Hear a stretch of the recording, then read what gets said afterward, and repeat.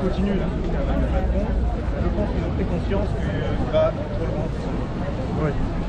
Et pourquoi vous êtes là aujourd'hui, vous-même? Moi, soutenir tout simplement Paris.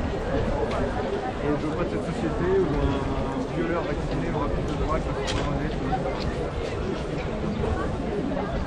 Est-ce qu'on peut suivre un petit peu avec les caméras pendant que vous marchez? Vous êtes vous-même. On va le faire, hein? Au début. Oui. Vous êtes de quel public aux Pays-Bas? Vous étiez déjà venu sur le point de la moitié. Moi je prends le pied. Pour Moteur en colère YouTube, tu connais? Oula, pas du Tu tout. dois être abonné normalement si tu as fait les gilets jaunes depuis un an.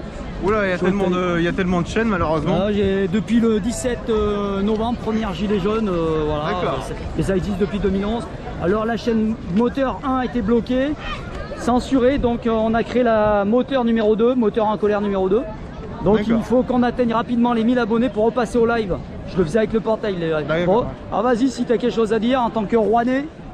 On est content que les gens bravent la pluie, bon là le soleil revient un peu, mais bravent le mauvais temps pour continuer de manifester, quatrième semaine consécutive. Donc on est très content qu'il y ait encore du monde qui se sent concerné malgré les vacances.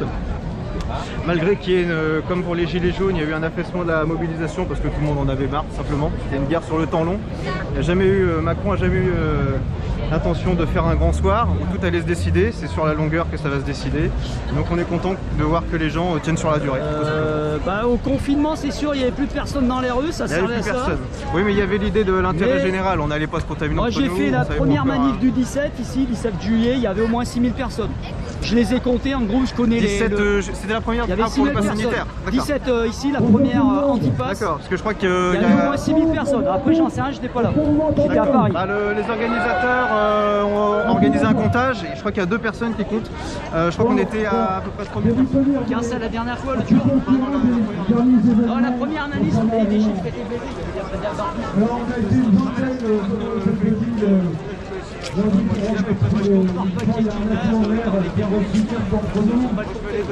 et il faut bien sûr de se sortir déjà. C'est que les policiers municipaux n'ont aucune habilitation sur le pass. Il y aura moins de monde déjà à contrôler. Deuxièmement, on a été à la préfecture, on était à peu près entre 70 et 80. C'est à peu près parce qu'il y a deux messieurs des RG qui étaient là, donc je ne sais pas si on doit les comptabiliser. Là, il est ressorti plusieurs idées intéressantes. Alors, une personne, je ne l'ai pas vue là, qui va peut-être être en retard, je ne sais pas, elle avait émis l'idée de porter des débardeurs avec l'idée générale de tout le monde, non au pass sanitaire, et d'écrire derrière vos idées personnelles. On a des idées qui se différencient, mais nous sommes tolérants. Et devant, par contre, non pass sanitaire, c'est tout ce qui nous réunit. Donc l'idée a été acceptée, on a commencé à le faire. Il y a encore des débardeurs ici pour ceux qui en veulent. On a des feutres pour écrire dessus. Il a été dit aussi qu'on allait faire une assemblée générale lundi à partir de 14 h. Ça va durer certainement jusqu'à 18 h pour ceux qui travaillent. Une assemblée générale derrière l'hôtel de ville dans les jardins, vous savez, là où il y a le cercle. Hein, on peut très bien parler, c'est circulaire, c'est très bien. On mettra en place des actions. Des actions, on a eu quelques idées de gens qui ont mis des actions, mais je préfère qu'on en parle à l'Assemblée générale. Enfin, il y a deux petites tendances, enfin deux grandes tendances qui se manifestent, alors je vous mets au parfum. Je fais partie de cette tendance qui considère que les manifs réunissent de plus en plus de gens, donc c'est un signe. Nous pensons qu'il faut rester au centre-ville.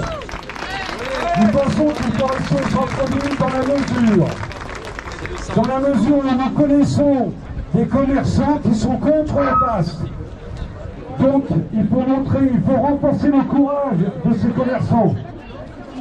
D'autre part, il faut dire aux autres commerçants, cafetiers, restaurants qui veulent le pass, que nous on viendra sans pass.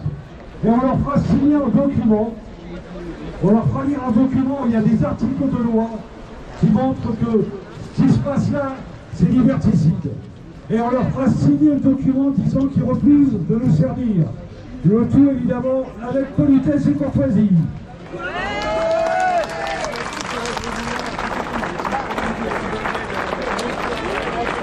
Ça leur permet de se responsabiliser face au recours en justice qu'on fera dans la mesure où beaucoup qui diront oh mais moi j'obéis aux ordres. Eh ben non, quelquefois il faut savoir désobéir aux ordres. L'autre tendance considère que la manif, il faut changer le parcours, il faut aller sur des boulevards. Personnellement, je trouve que c'est pas du tout stratégique. Alors, je vais faire un appel aux personnes. Vous êtes tous là, vous m'avez tous entendu. Alors, levez les bras, ceux qui veulent rester au centre. Ouais. Faut que ça se touche. Le début, la queue de la fin de bon, essayez de vous voir. Levez les bras, ceux qui veulent aller au boulevard. Bon, on restera ensemble. Je vais faire un petit peu explicite. Hein. On peut avoir des petits conflits, il y a des grincheux aussi, pour d'autres trucs. Ouais, j'ai entendu une chanson qui m'a pas plu. C'est pas grave, mes potes. C'est pas grave.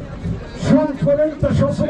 Je vous signale que je passe avec le mégaphone. Ceux qui veulent chanter une chanson, je leur donne. Hein. Il n'y a pas de problème.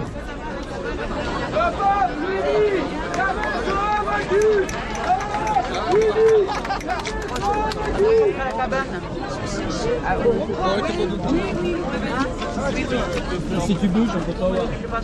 Boycott. Boycott the pass.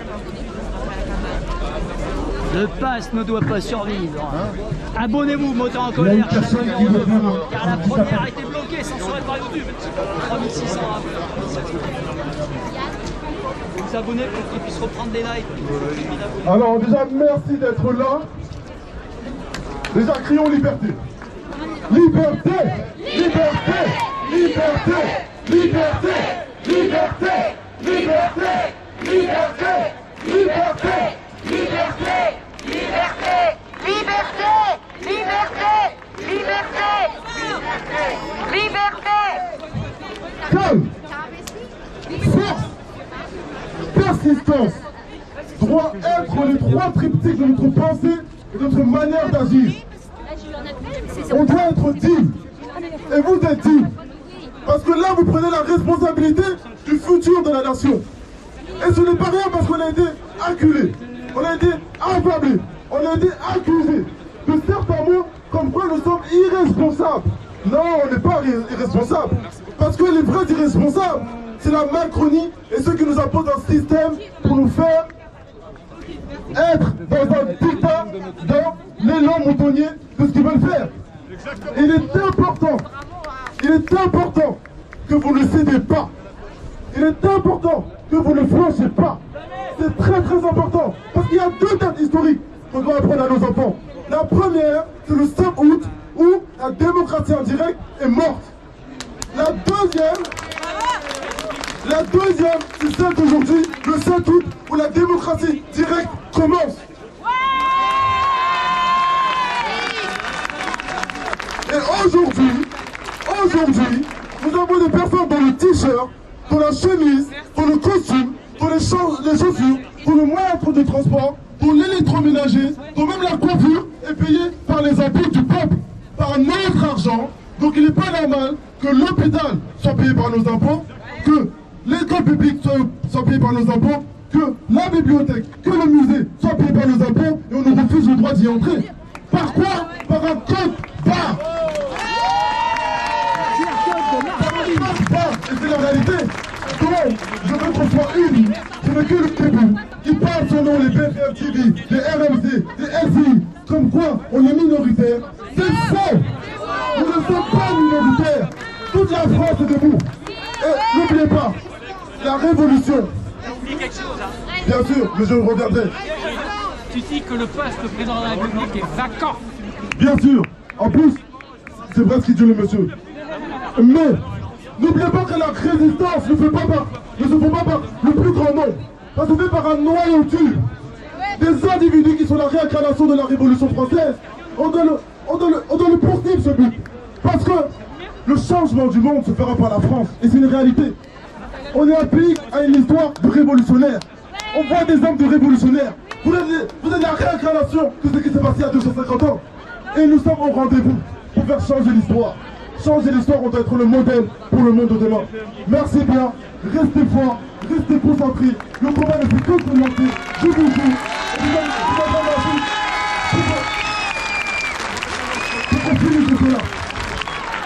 Merci bien. Résistance, résistance, résistance, résistance. S'il y a des infirmières, s'il y a des vendeurs, s'il y a des restaurateurs, etc. qui viennent prendre la parole. Et des étudiantes surtout, et des écolières, même des lycéennes. Parce que c'est le combat de tout individu, de tout citoyen et citoyenne français. Donc venez prendre la parole, n'ayez pas peur, c'est un exercice. Parce qu'on a des soldats de la parole, des soldats de réunification du peuple. Et c'est très important que vous venez prendre la parole. En tout cas, merci bien. Ce beau monde, il est trop beau pour être fait. Mais en espérant que la liberté soit arrachée.